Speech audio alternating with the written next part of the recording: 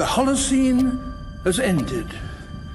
What we do now and in the next few years will profoundly affect the next few thousand years. The only conditions modern humans have ever known so far are changing, and changing fast. Nothing stays the same on this planet. Everything changes. The Earth is going into one of these jumps, and you don't know what is going to be on the other side of those jumps. The Earth is always jumping.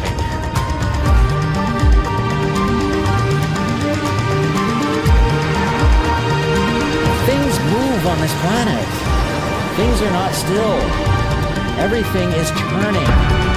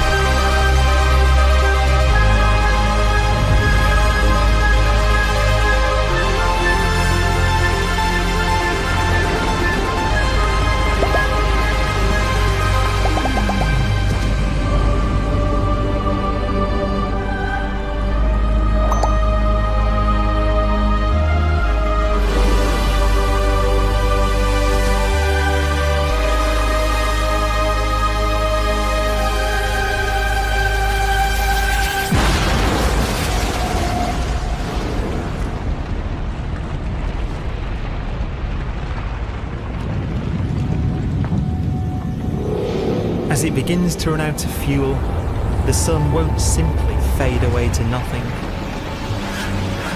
Its core will collapse, and the extra heat this generates will cause its outer layers to expand.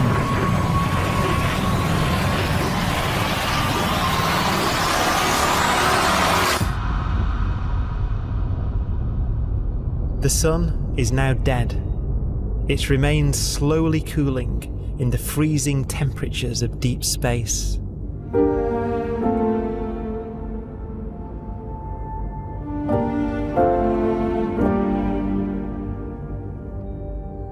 The fate of the sun is the same as for all stars. One day they must all eventually die, and the cosmos will be plunged into eternal night. All stars eventually will run out of fuel. The temperature of the universe drops. The stars, one by one, in the night sky will turn off. And there'll be no more new stars created. And so that the universe will end not with a bang, but with a whimper. And not in fire, but in ice.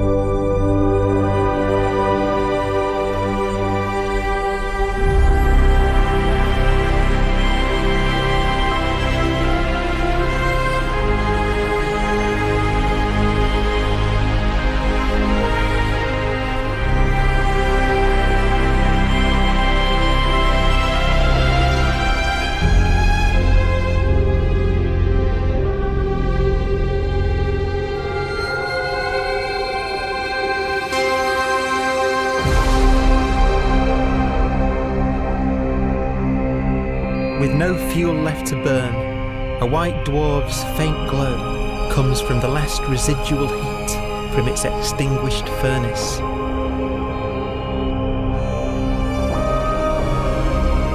Looking at it from where the Earth is now, it would only generate the same amount of light as the full moon on a clear night.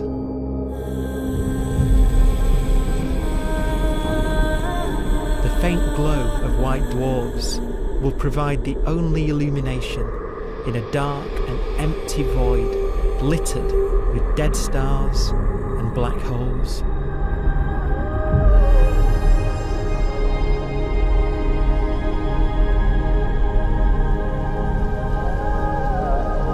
in some ways, it's kind of a ghost universe. It's the corpses, the zombie stars, that will take us into the future.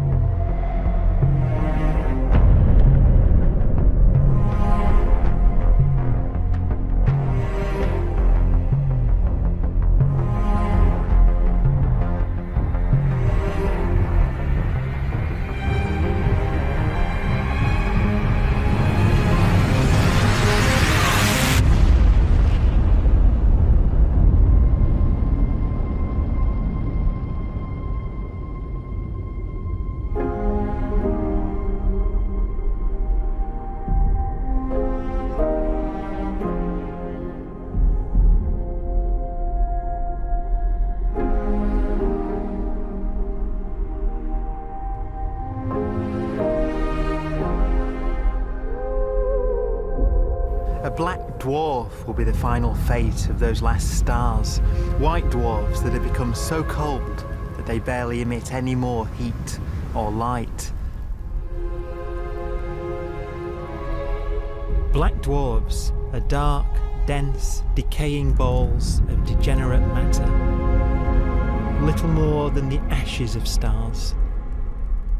Their constituent atoms are so severely crushed that black dwarfs are 1,000,000 times denser than our sun.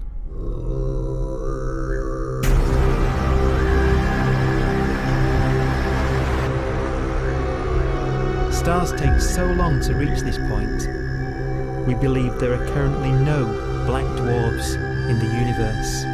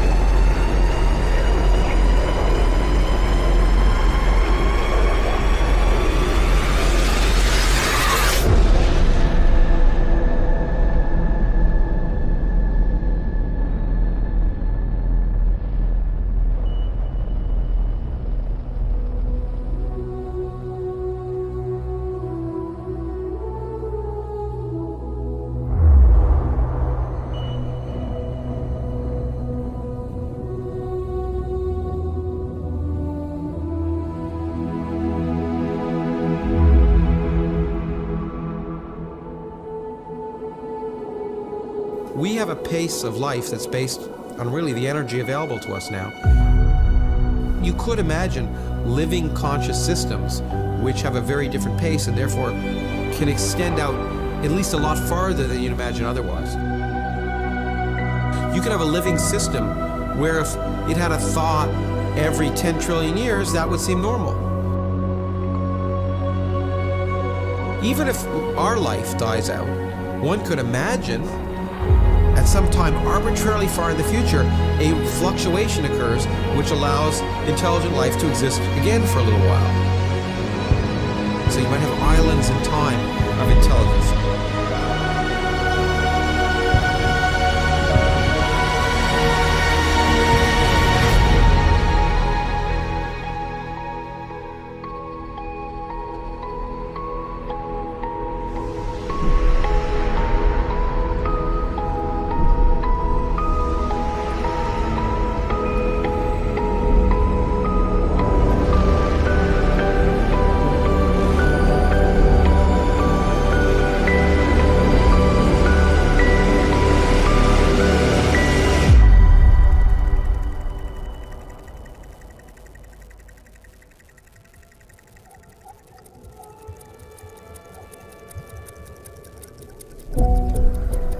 proton, one of the fundamental building blocks of atomic matter, of what makes us up, can just spontaneously fall apart. Any material that evades the pull of a black hole eventually dies away as its protons disintegrate.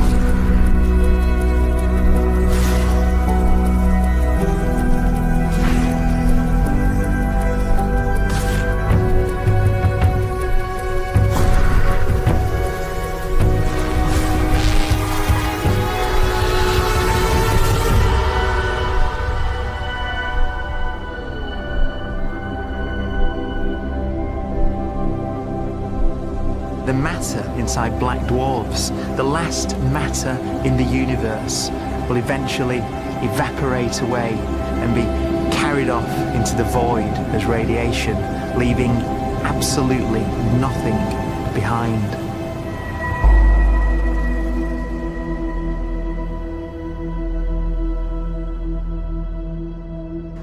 With the black dwarfs gone, there won't be a single atom of matter left. All that will remain of our once rich cosmos will be particles of light and black holes.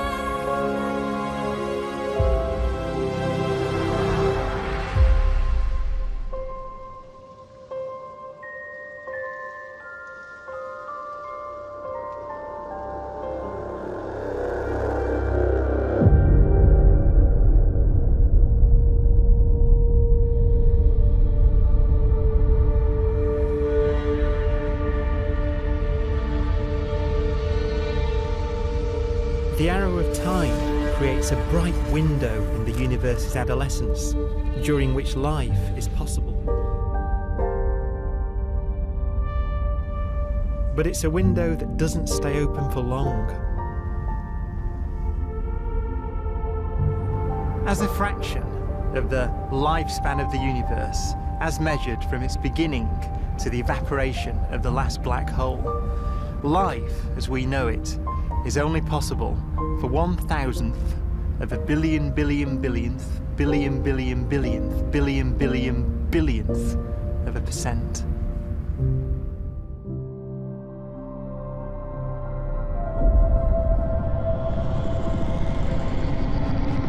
Black holes become the fundamental building block of the universe.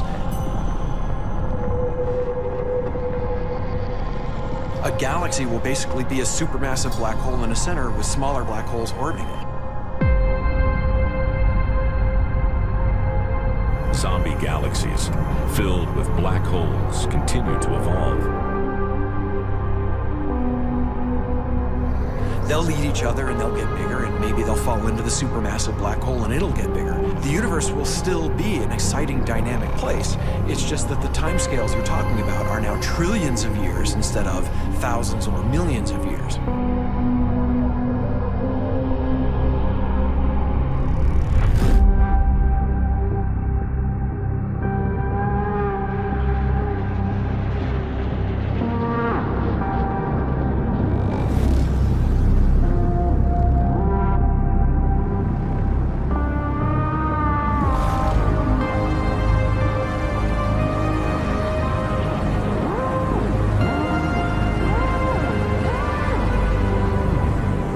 Black holes can bang on space-time like mallets on a drum.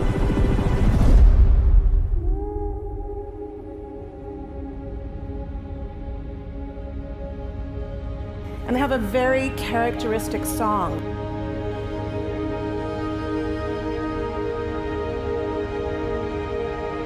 Imagine two black holes that have lived a long life together. At the end of their lives, they're going around each other, crossing thousands of kilometers in a fraction of a second.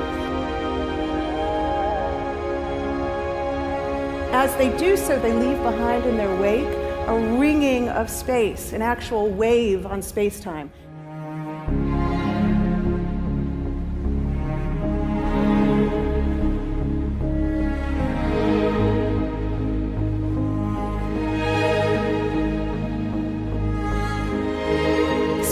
squeezes and stretches as it emanates out from these black holes banging on the universe. Those are the gravitational waves. They are literally the sounds of space ringing. And they will travel out from these black holes at the speed of light as they ring down and coalesce to one spinning, quiet black hole.